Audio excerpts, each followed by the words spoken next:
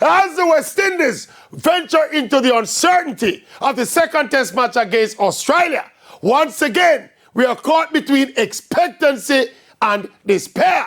The ounce of expectancy comes from the fact that the West Indies actually bowled out Australia in Australia for less than 300 runs in the first test, led of course by the bright shining debutant Shamar Joseph. That's the sum total of the positives, as we lost the game in just over 2 days. The despair comes from my suspicion that the Australian batters will strategically target young Josephs, who will be now without the element of surprise. Plus, Steve Smith is not going to fail twice against the West Indies. And last but not least, the second test match will be a day-night affair.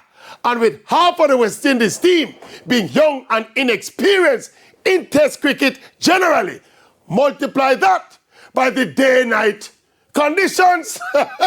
So when all is said and done, what I am hoping for this second test match is that rain fall and watch out the game. Yes, rain